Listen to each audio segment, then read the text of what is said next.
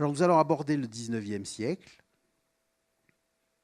Le 19e siècle avec une personnalité comme Jean Oulakach. Alors Oulakach, c'est intéressant, c'est quelqu'un qui est issu de ces fameux Corses, ces fameux Grecs de Cargèse. Donc cette famille des Oulakach va donner deux peintres, lui et Nicolas Oulakach, qui sera l'oncle de Jean, donc qui lui va partir de Cargèse, il va s'établir à Livourne, où il va mener une honorable carrière. Ça va être l'un des peintres principaux de Livourne, hein, au XIXe siècle.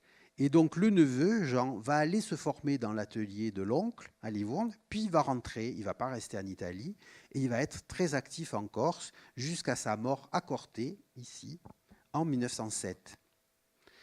Donc lui, né à Cargèse en 1820, il est issu donc de ces Grecs, ce qui fait qu'ils n'ont pas oublié la langue grecque et ils signent indifféremment leurs tableaux, soit en caractère grec, soit en caractère latin. Donc là, vous avez un autoportrait de 1855 où on le voit tenant une palette de peintre, et puis avec ce chapeau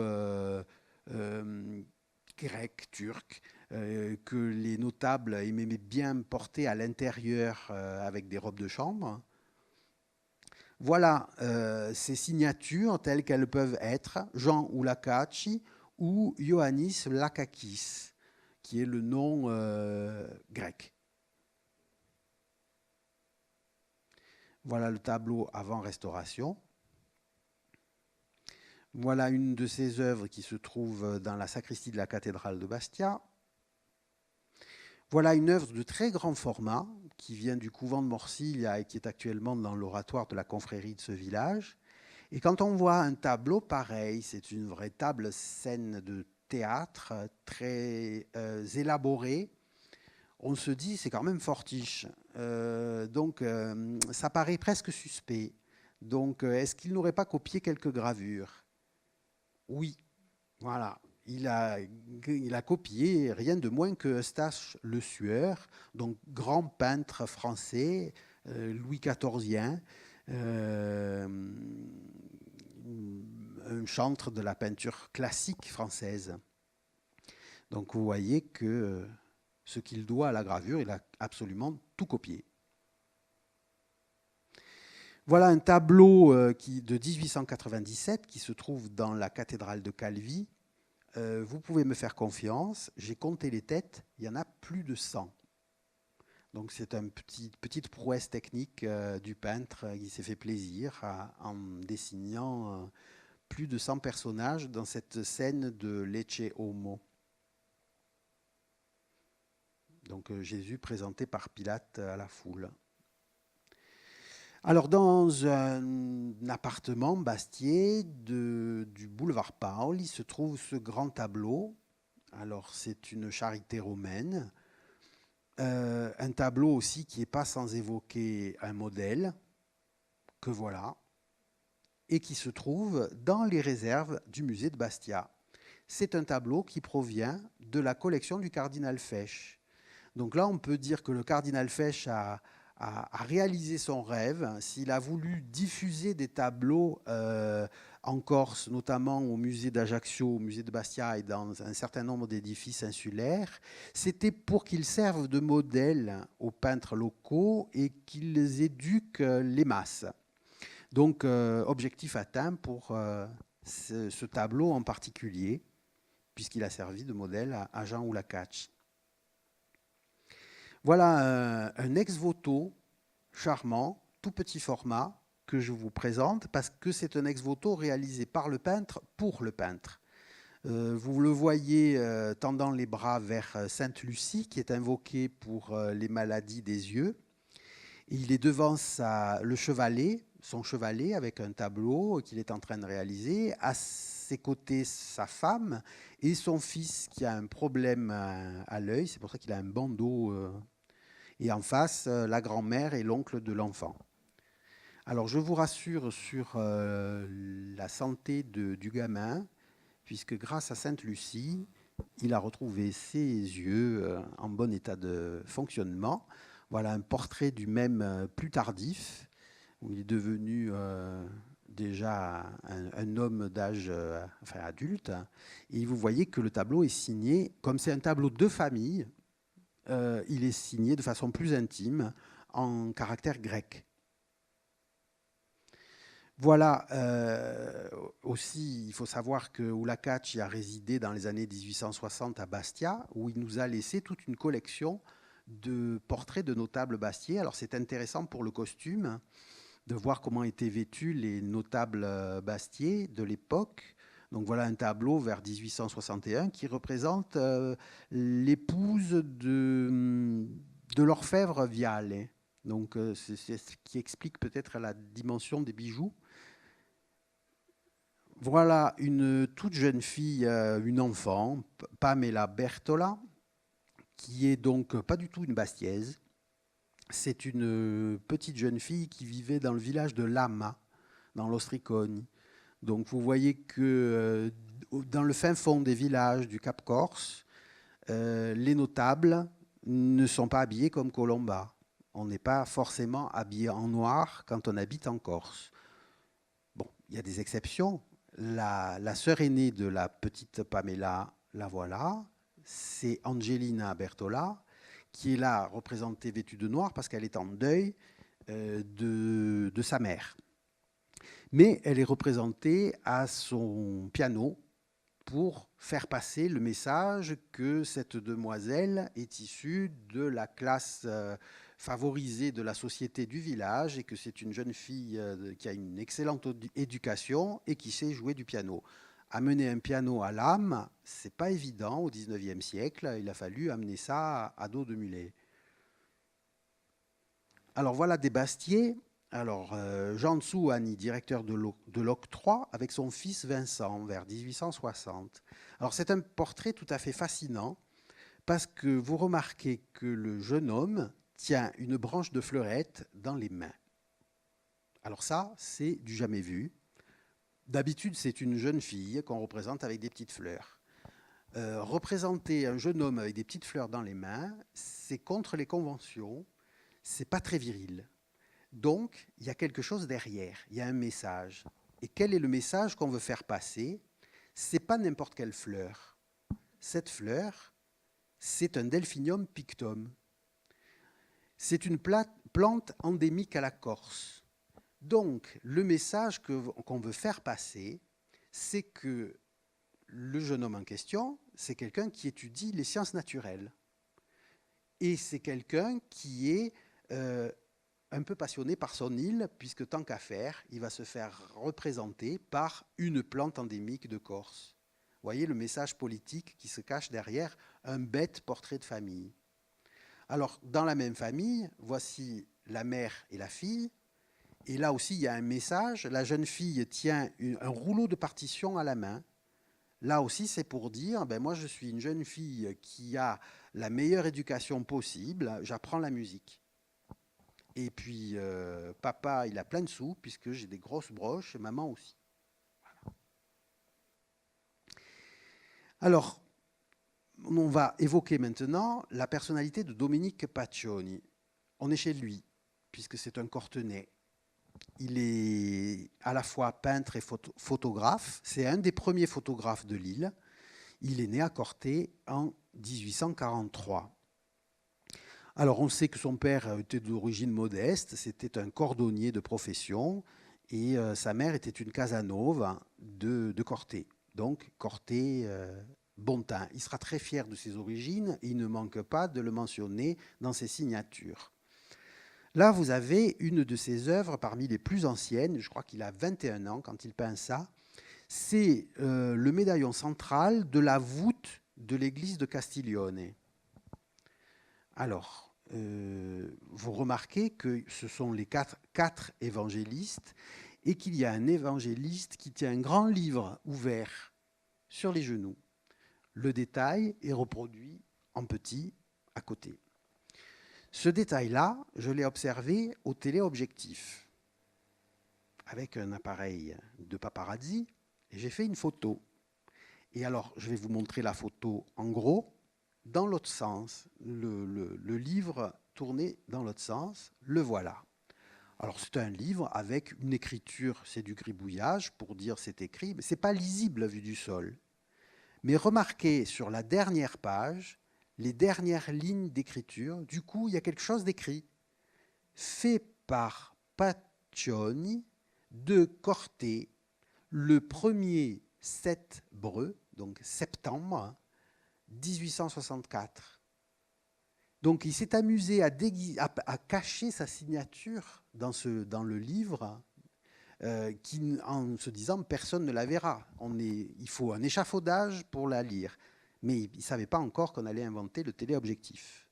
Voilà, on revient, vous voyez, donc invisible vue du sol, et la magie des appareils photographiques modernes permettent de faire dire des choses aux œuvres. Voilà une autre œuvre de même époque qui se trouve dans l'église de Santo Pietro di Venaco. Alors vous voyez qu'au pied du médaillon, il y a un cartouche enroulé et que dans ce cartouche, il y a une fente et dans cette fente, il y a la petite signature du peintre, tout petit, caché dans l'ombre tapis, invisible du sol, sauf avec un téléobjectif. Domenico Paccioni Pittore. Donc voilà un détail de ce décor réalisé pour Santo Pietro di Venaco, remarquable, très, très, très élaboré, très coloré, très maîtrisé. Voilà un décor beaucoup plus tardif de 1888 dans l'église paroissiale de Penta Aquadel. Alors remarquez le médaillon central de la voûte qui représente la naissance de la Vierge. On va le voir en plus gros là. Et au pied de la Vierge, il y a cette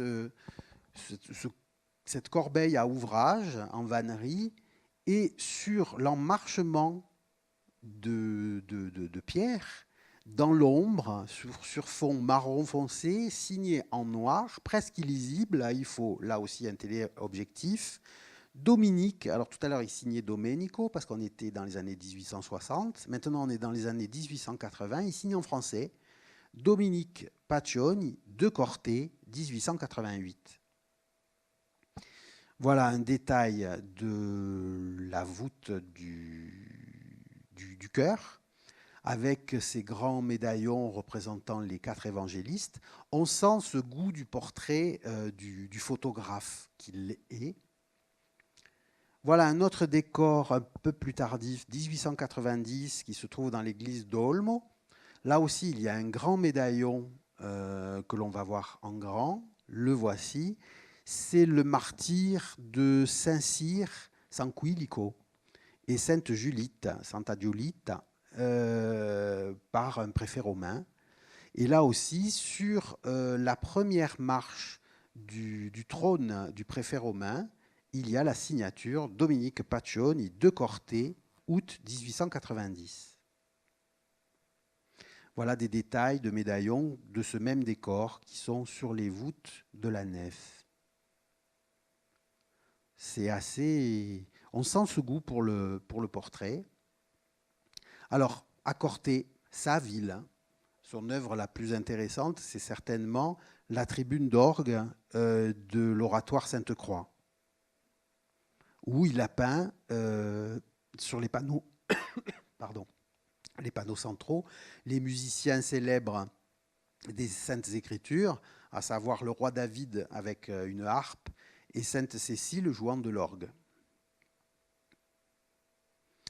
Alors, Dominique Paccioni a une passion pour sa commune. Donc, quand il se lance à être paysagiste, bien entendu, il va peindre Corté. Voilà un tableau qui se trouve dans une collection particulière, signé par Dominique Paccioni. Il va être aussi portraitiste, parce que les premiers photographes et les portraitistes, ce sont deux notions qui vont de pair, puisque la photographie permet de réduire le temps de pose des modèles. Donc au lieu de faire poser un personnage pendant de longues heures, c'est inconfortable, long et coûteux, on le prend en photo et le peintre travaille sur photographie. Et pour la couleur et pour les derniers ajustements, on fait une pause d'1 heure, ça suffit. Donc là, voilà un portrait d'un médecin militaire qui se trouve dans une collection particulière. Au passage, en bas, le détail de la signature, Dominique Paccioni de Corté. Voilà 2 autres tableaux de notables, un de 1897 et le dernier de 1904, qui se trouvent dans des collections particulières. Alors voilà Dominique Paccioni, photographe. Vous avez là, par exemple, deux de ces clichés photographiques recto-verso. Vous voyez que le dos de la photo, il y a son cachet. Paccioni, peintre et photographe, Corté, Corse. Et entre parenthèses, ça nous permet de voir comment étaient vêtues les cortenaises de l'époque. Donc ça, ce sont des photos qui datent des années 1870. Alors, il réalise. Alors, ce qu'on a vu, c'était ce qu'on appelle les photos format carte de visite. C'est des machins assez grands comme ça. Par contre, ça, ce sont des portraits photographiques, ce sont des agrandissements. C'est à peu près grand comme ça. Donc ça, ce sont des cadres qui sont faits pour décorer des salons et représenter les personnages, le plus souvent les maîtres de maison. Donc deux exemples de ces agrandissements photographiques. Et vous voyez là aussi un détail de la signature, Dominique Paccioni de Corté. Alors, il a aussi réalisé quelques ex-voto. Là, vous en avez un de 1885 qui raconte un accident survenu à la diligence qui relie Corté avec, je ne sais plus, avec Ajaccio, je crois. Et la diligence était garée à l'arrêt et un enfant est monté dedans et la diligence a glissé sur une pente et l'enfant a pu en sauter sans être blessé. Donc la famille a fait faire cet ex-voto. Voilà un autre ex-voto plus raffiné que le peintre a réalisé 10 ans plus tard, en 1895, pour sa fille. Donc c'est peut-être pour ça qu'il s'est particulièrement appliqué. Alors là aussi, quand on voit une composition aussi charmante, on voit 2 gamins, dont l'enfant Jésus endormi, et son petit cousin Jean, le futur Baptiste, qui vient essayer de le réveiller, et la mère furieuse qui lui fait chut. Et donc ce tableau-là, c'est quelque chose qui a été fait d'après une gravure, et le modèle original, c'est Annibal Carrache, et c'est un tableau qui se trouvait dans la collection de Louis XIV. Donc, un tableau qu'on connaît sous le titre de Le Silence ou La Madonna del Silenzio.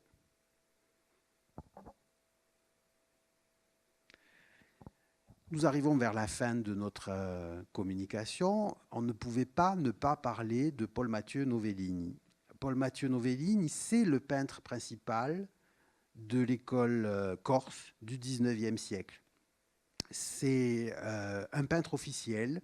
Il va recevoir des commandes de l'État. Il est membre du jury du salon, donc c'est un honneur très rare. Et c'est ce qui démontre sa grande qualité. C'est un peintre pompier. Comme on le voit, il peint fort bien. Donc, il a mené aussi une carrière de lithographe.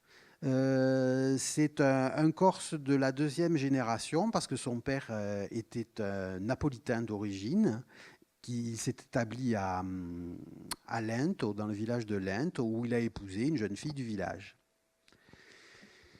Donc Novellini, né en 1831, meurt assez tard, en 1918.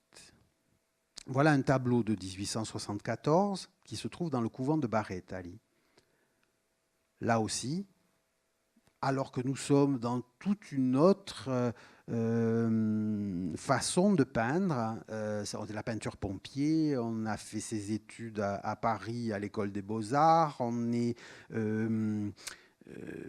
membre du jury du salon, mais Alors qu'on ne parle que de néoclassicisme à Paris, eh ben à Bastia, enfin à Bastia, en Corse, on continue à avoir une vénération particulière pour l'art baroque en, en général et pour Carlo Maratta en particulier.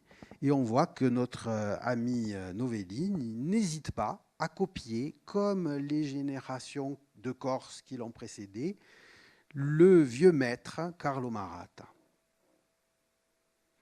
Alors, voilà un autre tableau de Novellini de 1875 qui se trouve à Taverne. Et là, il va faire fort, il va s'inspirer de deux tableaux de Maratta. Novellini, c'est aussi un portraitiste, et ça aussi, on ne le sait pas, parce que les portraits se trouvent dans des familles et pas dans les musées. Voilà un portrait de l'abbé Leca en 1880. Voilà une œuvre particulièrement importante pour l'histoire de l'art de la Corse. C'est un tableau que Novellini a présenté au salon de 1879 à Paris. Et il a fait poser une jeune fille de Boccognano, Paolella, il a sublimé cette petite jeune fille en faisant le portrait allégorique de Sainte Dévote, patronne de la Corse. Alors ce tableau va avoir un certain succès au salon parisien et Novellini va le diffuser par le biais d'une lithographie. Donc cette lithographie va être tirée en plusieurs centaines d'exemplaires et diffusée un peu partout. Mais c'était amusant et pour moi une grande émotion de retrouver le tableau original qui se trouve dans une collection particulière sur le continent. Voilà des exemples de l'œuvre de Novellini lithographe, parce qu'il ne fait pas graver ses œuvres par quelqu'un d'autre, c'est lui-même qui réalise ses lithographies. Voilà peut-être la plus célèbre, hein, d'après un tableau qu'il avait présenté au salon de 1870 et qui était une allégorie de la Corse au XVIIIe siècle. Une composition. Alors le tableau original a été vendu à un Anglais, donc l'œuvre peinte originale est actuellement en Angleterre. Et cette lithographie aura un succès important, ça va devenir un message publicitaire pour la Corse, on va l'utiliser notamment pour le Cap Corse Mattei. Il a été aussi l'auteur de toute une série des personnages célèbres du département, comme on disait à cette époque-là, donc Sambo Cuccio, Sampiero, Pascal Paul. Il a fait Napoléon aussi dans la série.